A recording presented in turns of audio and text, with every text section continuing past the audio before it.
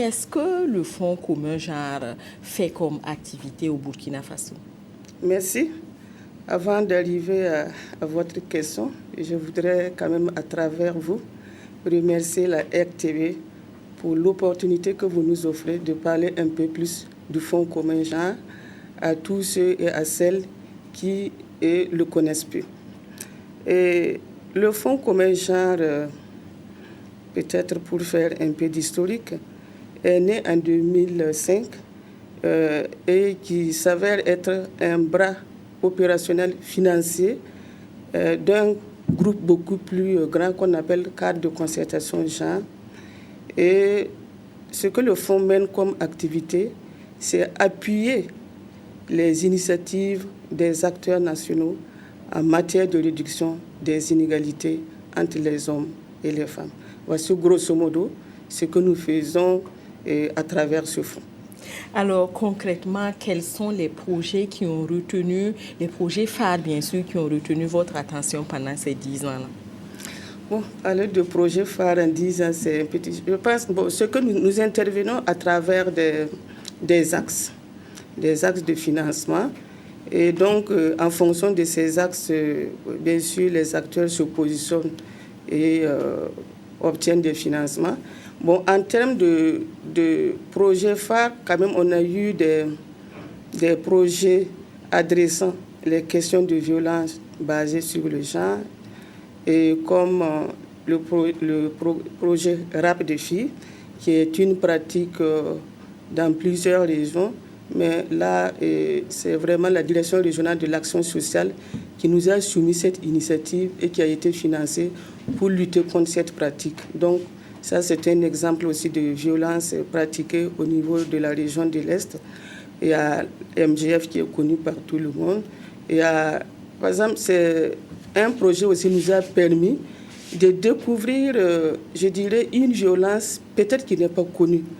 Par exemple, dans la région de l'Ouest, je peux appeler ce qu'on peut appeler, je dirais, bastonnade collective de femmes. En ce sens que si une femme, si un mari estime que sa femme lui a fait quelque chose qui n'est pas bien et qui ne devait pas l'être, au lieu que ce soit cette femme qui est battue, la chose est portée à la connaissance du chef de la communauté, et ce chef se charge de faire bastonner toutes les femmes à une date donnée par les masques. Donc vous voyez, ce sont des projets comme ça donc, qui nous permettent quand même, bien sûr, d'attaquer des violences connues, mais des violences cachées, comme ce que je viens de vous dire. Un autre aspect aussi, c'est la participation des femmes aux sphères de décision. Pendant les élections 2012, il y a eu des soutiens à des OSC pour faire le plaidoyer afin que les femmes puissent bien se positionner, même si au finish, on n'est pas, satisfait des résultats, mais quand même, il y a un plaidoyer qui a été fait. Et le Fonds commun genre a contribué aussi à l'élaboration et à l'adoption de la loi sur le quota.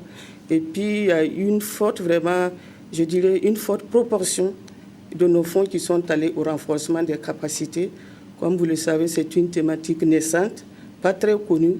Donc, il a fallu faire des plaidoyers, former, pour qu'il y ait plus de connaissances sur le genre. Alors, Madame Sawadgo, quand on parle du genre, oui, généralement, on voit les femmes. Est-ce à dire que tout ce que vous avez financé n'a concerné que des activités pour les femmes ou en direction des femmes?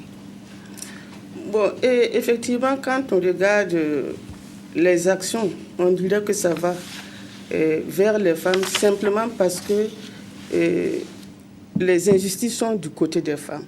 Sinon, quand on parle de genre, ça adresse aussi bien les hommes que les femmes. La preuve, c'est que le ministère de la promotion de la femme et du genre a fait une étude pour voir un peu quelles sont les difficultés que les hommes rencontraient en termes de violence. Donc, ça veut dire que quand on parle de genre, c'est vraiment, une approche pour que l'homme se sente dans sa peau, si je puisse m'exprimer ainsi, et la femme également dans sa peau. Donc, c'est vraiment pas genre n'est pas égal à la femme, mais genre, c'est vraiment pour corriger ce qu'il y a comme inégalité, iniquité au niveau des hommes et au niveau des femmes. À l'occasion de la célébration des 10 ans de ce fonds commun genre là, vous avez fait une foire. En quoi est-ce que c'était important d'exposer les résultats des expériences heureuses que vous avez financées sur tout le pays, dans tout le pays? Merci. Oui, c'est vrai, comme c'est un, je dirais, c'est un thème, comme vous voulez le dire, qui n'est pas bien connu, qui rencontre des réticences. Et il était, je dirais, du devoir de tous les acteurs du Fonds commun genre de présenter un peu les résultats qui ont été atteints ou bien des approches qui permettent vraiment d'atteindre ce que nous recherchons, à savoir une certaine égalité entre les hommes et les femmes. Donc vraiment, l'esprit, c'est de montrer ce que ça peut avoir comme résultat et montrer aussi les bonnes pratiques en la matière. Donc c'est ça vraiment qui a motivé l'organisation de cette foire-là. Mais est-ce que les expériences heureuses et les bonnes pratiques qui ont été exposées peuvent être dupliquées? Par exemple, est-ce qu'un projet réussi dans la Nyanya peut être dupliqué dans la Liraba? Je dirais oui, bon, mais en prenant un peu en compte le contexte aussi, parce que c'est sûr qu'on apprend des autres, mais on l'adapte en fonction de son environnement, parce que peut-être il y a des ajustements à faire. Et de toute façon, la foire était aussi dans cet esprit-là, qu'on puisse bien sûr présenter les résultats et les bonnes pratiques, mais quand on parle de foire, c'est comme pour venir acheter, que tous les acteurs du développement en la matière puissent venir approfondir leurs connaissances par rapport à ces approches et essayer de prendre, je dirais, des contacts avec les structures qui développent ces approches-là pour voir dans quelle mesure cela peut être dupliqué dans leur zone d'intervention. Donc, à mon avis, ça peut être dupliqué, bon, bien sûr, en prenant en compte le contexte dans lequel l'approche est, je dirais, répliquée. Alors, quand on parle de fonds communs, cela suppose qu'il y a plusieurs partenaires techniques et financiers. Est-ce que les intérêts des partenaires convergent pour que ce fonds-là soit vraiment efficace? Oui, le fait qu'il y ait le fonds et qu'on trouve des PTF à l'intérieur, ça suppose qu'il y a quand même, je dirais, un minimum de convergence. Et parce qu'il a fallu faire abstraction de certaines procédures au niveau interne et pour pouvoir, je dirais, convenir de quelque chose qui soit commun et que tout le monde, tous les membres adhèrent à ces procédures-là pour que le fonds puisse vraiment fonctionner. Donc, il y a eu vraiment un consensus pour que cela y soit. La preuve, c'est que durant la vie, c'est 10 ans, 10 PTF membres du Fonds commun genre. Alors, 10 ans après, quelles sont les perspectives? Vers quoi va-t-on évoluer? Oui, l'évolution, bon, on a travaillé, mais ce qui est sûr, comme vous le constatez, il y a toujours des défis en la matière. Parce que quoi qu'on dise, ce n'est pas toujours bien connu, comme vous-même vous l'avez bien dit ici, que quand on parle de genre, on voit les femmes, ou bien on pense que ce sont les associations féminines qu'on finance. Donc, ça veut dire qu'il faut continuer le renforcement des capacités, il faut continuer le plaidoyer pour qu'on puisse comprendre ce qu'est le genre et en quoi cela peut être utile pour notre société. Et donc ça, c'est vraiment la poursuite de ce qu'on avait commencé et ce qu'on vient de faire, donc vous venez de faire, à savoir les approches. Donc on sait, parce que je dirais, le genre, c'est quand même, comment on appelle, l'application est vraiment, je dirais, une question, je dirais, principale, parce que le genre mal appliqué tue le genre. Donc, il faut essayer de voir comment appliquer cela pour que ça soit bien compris et pour que ça puisse, je dirais, avoir les résultats escomptés. Donc, ça veut dire qu'on va continuer à, je dirais, à multiplier les approches, ou du moins à accompagner des approches pour que, je dirais, à faire la promotion des approches pour que les uns et les autres qui sont acteurs dans le domaine puissent vraiment s'en approprier afin de continuer à travailler pour la réduction des inégalités entre les hommes et les femmes. Le genre mal appliqué tue le genre. Merci Madame Sawadgo pour cette phrase et pour la promesse que le Front commun genre va continuer d'agir dans plusieurs localités du Burkina Faso. Merci en tout cas d'avoir répondu à notre invitation. Merci. Restez avec nous pour la suite du journal. Merci. Voici à présent le dossier de ce journal qui est consacré à Ebola. Le virus n'a pas encore franchi les frontières du Burkina Faso, mais dans le sud-ouest, qui est une région frontalière, on prend la menace très au sérieux. La RTB2 s'est impliquée avec la Direction régionale de la santé dans des séances de sensibilisation. Le point de ce qui a été fait avec Dramandadian. Ebola, non bon, moi. Ebola, moi je n'en ai pas encore entendu parler, nous dit cette femme. Moi si, réplique cette autre dame, gérante d'une gargote. On dit que c'est une maladie contagieuse et mortelle et que nous qui vendons le repas, nous devons toujours avoir de l'eau et du savon à côté pour que les clients puissent se laver les mains avant de manger. Cela pour éviter d'être contaminés par Ebola. Des précautions, il faut bien en prendre car Ebola, la ravageuse, a déjà fait plus de 8600 morts en Afrique selon l'OMS, l'Organisation mondiale de la santé.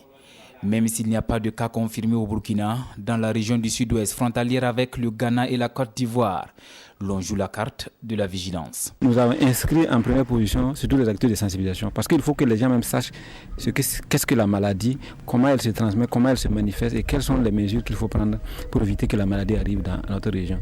Et deuxièmement, et nous avons mis l'accent sur les formations. Mi-janvier 2015, animateur radio de la RTB2, agent de santé à base communautaire et leader d'opinion de 16 villages du sud-ouest ici en image ont aussi été formés pour contribuer plus efficacement à la surveillance épidémiologique de la maladie à virus Ebola à travers des activités de sensibilisation. Ce qu'on a appris là, on a appris que l'Ebola c'est une maladie qui tue, c'est une maladie contagieuse qui tue. Il faut faire très attention à cette maladie-là. Ce que moi je vais entreprendre chez moi, c'est de réunir tout le village, puis passer l'information comment est-ce que se manifeste l'Ebola et comment il faut éviter. C'est justement ce qui est attendu d'eux, Noyau Relais, pour ensemble dire non à Ebola dans notre pays. Quand on sort pour la campagne, on avait les images là, on montre les gens. Beaucoup ont compris. Quand on les passe, ils disent non, ils ont déjà compris. Il ne faut pas aller à l'assassin encore. Il dit, jamais, même si j'ai trouvé un qui allait tuer, arabe même, ou bien le singe, donc je vais le convoquer. J'ai donné l'information hier même. Causerie débat pour parler Ebola, stratégie de porte-à-porte d'une gare routière à une autre ou encore dans les marchés sont là les créneaux utilisés sur le terrain pour mieux porter le message de la lutte contre la maladie à virus Ebola, constate l'équipe de supervision. Je pense qu'on peut être satisfait du travail qui est fait sur le terrain parce que l'objectif c'était de vérifier d'abord l'effectivité du travail, ensuite de voir la qualité du message qui est délivré par ces noyaux relais. Troisièmement, de voir comment est-ce que ces noyaux relais-là délivrent le message. Et puis l'autre objectif, c'était également de leur venir en appui conseil, relever les difficultés et voir comment on peut améliorer les choses de telle sorte que le message soit donné de façon très efficace. Le message de la sensibilisation passe également par une large diffusion des magazines réalisés pour barrer la route à la maladie à virus Ebola au sud-ouest. Une initiative de la RTB2, média de proximité par excellence dans cette région, en collaboration avec la Direction régionale de la santé du sud-ouest, et ce, grâce au soutien financier de l'UNICEF. Revenons à Ouagadougou où l'ONG Christoffel Blind Mission a validé son plan d'action 2015-2019. Avec 7 millions d'euros pour budget prévisionnel, l'ONG veut travailler à répondre aux besoins des personnes handicapées et à leur assurer aux besoins une inclusion dans la société. Retour sur l'atelier de validation du plan quinquennal de cette ONG avec Claudine Bikaba. Les membres du bureau pays de CBM, initial de Christoffel Blind Mission, se sont réunis à Ouagadougou pour valider le plan quinquennal mondial 2015-2019 du CBM. Un plan qui doit être cadré en fonction des réalités du Burkina.